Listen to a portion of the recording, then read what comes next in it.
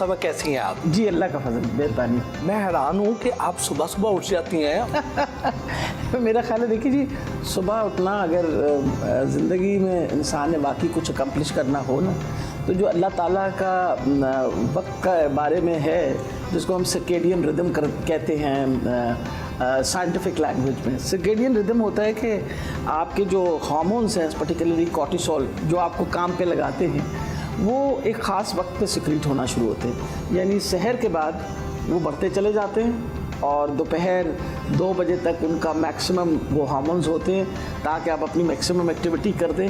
फिर जो कैलुला जो है ना, वो बड़ा इंपॉर्टेंट है, जिसको अब एग्जेक्टिव नैप कहते हैं, कि जी आधा पौना घंटे के लिए आप अपने आप को ब्रेक दें और फिर वो सर्केडियन रिदम शुरू होता है। डॉक्टर साहब, आप एक टफ फाइटर हैं, लेकिन उसके बावजूद आपके चेहरे पे एक सुकून होता है, एक इत्मीनान होता है। इसके पीछे क्या वजह है? देखिए, मेरा ख्याल है इंसान अगर अपने दिल में दिल साफ़ हो ना इंसान का, और जो वो दिल में सोचता है वो उसकी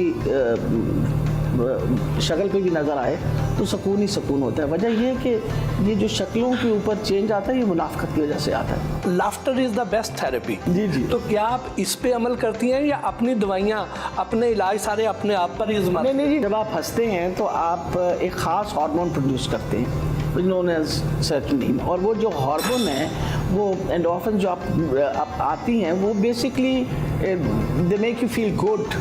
सो laughter is actually one of the best medicines. Doctor साहब, आप बज़ाहिर तो एक आम घरेलू खातून लगती हैं, लेकिन अंदर से आप एक फियरलेस वॉरियर हैं। तो अंदर और बाहर में कोई तालमेल नज़र नहीं आता। मेरे वालिद साहब जो थे वो एयरफोर्स के थे और वालदा जो थी डॉक्टर थी। हमने तो आंख खोलते ही अपने घर में वॉरियर्स ही देखे। तो और लेकिन सादा ज़िंदगी जो है, उस बात पे हमारे वालिद साहब ने हमेशा एम्फसाइज़ किया। उन्होंने कहा ज़िंदगी हमेशा सादे तरीके से गुजारनी चाहिए।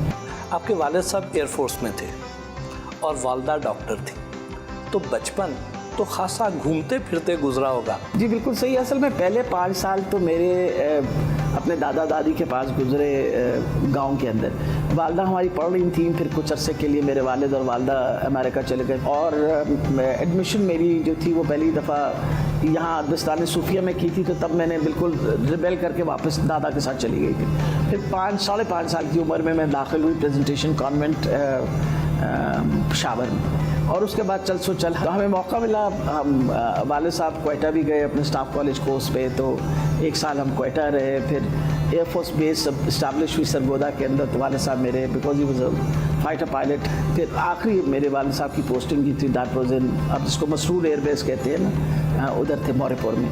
दादा के पास गांव में गुजरे हुए दिन कैसे थे? मेरे अब्बा की पुप्पी जो थी वो मेरे दादा के पास ही रहती थी, जहान बेगम नाम था, तो उनको सारी पुप्पी जानो कहते थे। तो हम भी जाके कैसे कहते पुप्पी जानो असा कहानी सुनाओ। उन्होंने कहानी सुनाई शुरू की कि नीला गांव का नाम था हमारा। तो कहती हैं ये नीला आया ना, इसका बादशाह आया, उसका ना आया नील बादशाह। तो एक हमारे गांव के करीब से स्वां दरिया गुजरता, तो सारे लोग अपने कपड़े धोने वहाँ जाया करते थे। तो कहते हैं वो एक दाड़ा डमनी चाक है, आपको पता है डमनी वो होती है जिससे वो कपड़े, डमनी चाक है, तो वो वहदा पे अपना कपड़े धोना वास्ते स्वांत है।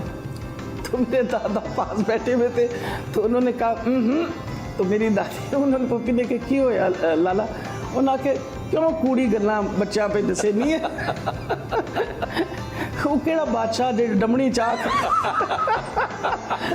कैन यू बिलीव इट कि 4 साल की उम्र में हमारे दादा हमें ये समझा रहे थे कि बादशाह कौन होते हैं और जो हमारे मुल्क में बादशाह नहीं है। वैसे तो जो हमारे मुल्क में जितने भी हुक्मरान आए हैं, इन सारों को बादशाह बनने का तो बड़ा शौक रहा है। बादशाहत का तो मतलब होता है कि आप अपनी ज़िंदगी बेहतर करें, इंसानों की ज़िंदगी बेहतर हो या ना हो। That is the basic difference in it. अगर बादशाहत अच्छी होती तो फिर डेमोक्रेसी की कभी बात ना होती। तो बड़ी छोटी उम्र से मैंने इलेक्शनों का काम जो था वो शुरू कर दिया था, और फिर उसके बाद naturally once I became a doctor, फिर पाकिस्तान मेडिकल एसोसिएशन की इलेक्शन जो थी वो लड़ी मैंने। तो मेरे ससुर मुझे देखा करते थे कि मेरा जो शौक़ है, और मेरे से बहुत शेयर करते थे। अब्बा जी बहुत, क्योंकि ख़ुद सियासतदान थे, पीपल पार्टी के ज़माने में वो इसके एजुकेशन के मिनिस्टर रहे भुट्टो साहब की रिजीम में।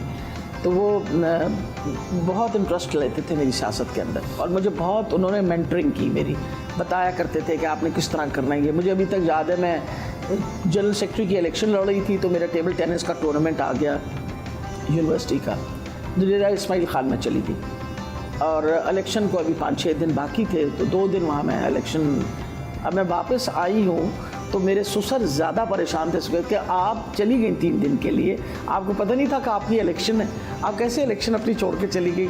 आपकी दोस्तों का टेलीफोन आया कि हॉस्टल में आपकी पोजीशन वीक हो गई। जिस जमात को आप तांगा पार्टी कहती थी, उसी में आप आ गई, ये कैसे हुआ?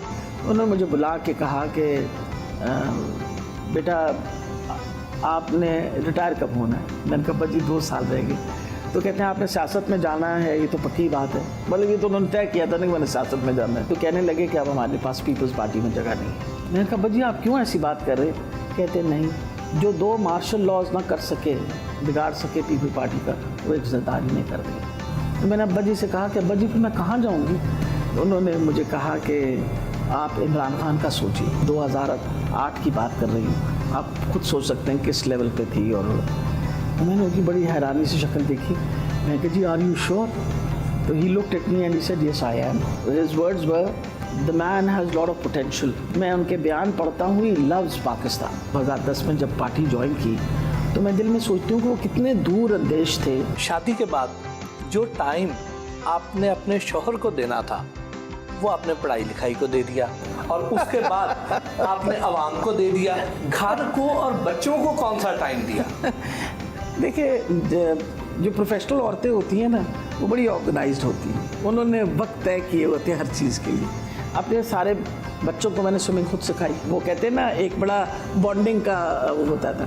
टेबल टेनिस खेलना सिखाया, फिर उसके बाद उनको नेचुरली होमवर्क भी कराना, सब कुछ कराना। मियाँ मेरा ने बहुत कुर्बानियाँ दी, लेकिन उन्होंने सारी ज़िंदगी मुझे सपोर्ट किया हर चीज़ में। जो भी मेरी एक्टिविटीज़ होती थी, तो मेरे सारे बच्चे मेरे साथ हुआ करते थे। We had lot of quality time together. माशाल्लाह अब तो मेरे 4 बच्चे they are very well settled. बेटी मेरी बड़ी डॉक्टर है, she is a gynaecologist, she is in England at the moment.